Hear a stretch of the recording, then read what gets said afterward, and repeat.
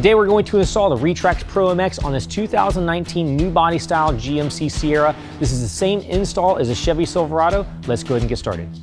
Now that we've got this out of the box, we need to go ahead and prep it for the rails. First thing we're going to do is remove the spiral from either side. Next, we're going to go ahead and remove our shipping bracket using a Phillips head screwdriver.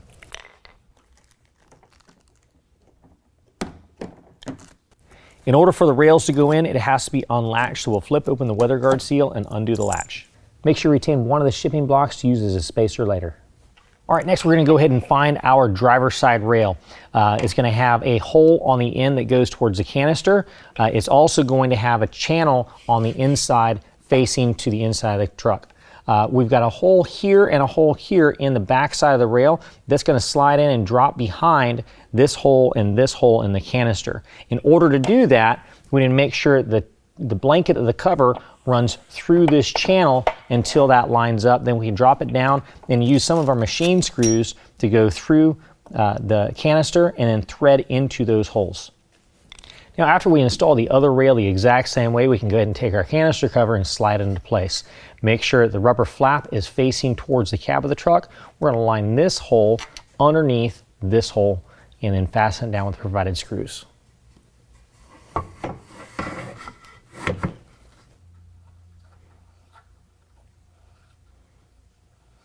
Now, with the help of a friend, I'm going to go ahead and lift it up, set it into the bed of the truck. The rubber flap needs to be hanging over top of the bulkhead, and this needs to go all the way up against the bulkhead. With the rails all the way forward, go ahead and gently close the tailgate up to the rails. Now we can use our shipping bracket. The bottom edge of that shipping bracket is exactly 1/8 of an inch thick. So what we're going to do is we're going to slide that behind the rail, then slide the rail up to that shipping bracket. That gives us a perfect 1/8 inch space between the end of the rail and the tailgate. Do that on both sides. All right, so on the passenger side towards the tailgate, what I'm going to find is a couple of spacer screws. Now, these adjust the rail in and out. Typically, these are exactly where they need to be when they come out of the box, so don't worry about adjusting them unless something's not right. Next, what we're going to do is install our spacer. Now, for the sake of this video, I want to show you exactly how that spacer goes in. So I'm going to lift this rail up. This is our bed cap, the plastic bed cap. As you see, it moves in and out quite a bit. Behind there is a metal flange. What we need to do is directly underneath where these spacer screws are, we're going to slide in this spacer shim in between the plastic bed cap and the metal flange. That way that bed cap cannot move. We're gonna lower it back down. Now, if you have raised up your rail, make sure you adjust your spacing at the tailgate before you install the clamp. Now, your clamps, you're gonna have two sizes of clamp. The rear clamp will be the smaller clamp. The cab side clamp is gonna go up towards the front. That'll be your larger clamp. What we're gonna do is space these clamps all the way apart, and we're gonna fit it up inside. Now, you got a little bit of a flange on the back side of the metal rail, so you kind of wanna hook it behind there, and then you can raise it up.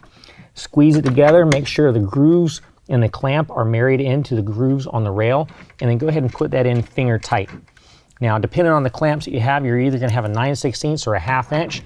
What I like to do is just go ahead and get it started where it's starting to bite down, and then bear down on the rail. Make sure the rail is nice and flat, and then you want it to actually pitch up just a little bit. It says like 2-degree pitch up, but it's just a little less than level on the rail before you tighten it down. Then once you tighten it down, you don't want to get it super tight. You just want to get it nice and snug. It says 6 foot-pounds in your instructions. You do the exact same thing to all 4 clamps. Now we're going to make sure we peel away all the plastic protectant off of the canister before we install the drain tube.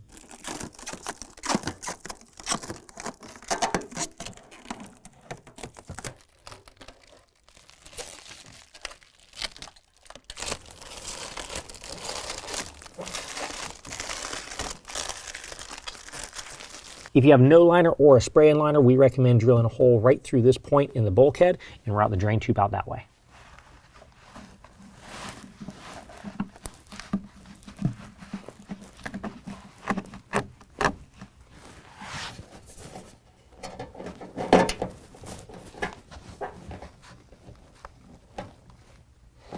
Now repeat the same process on the opposite side.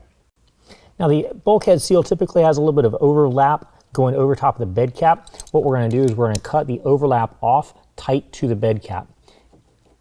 Do that on both sides. When your side seals are brand new, they put a lot of pressure down on the cover when it's rolling back and forth. So sometimes a new cover will drag a bit when you're opening and closing it.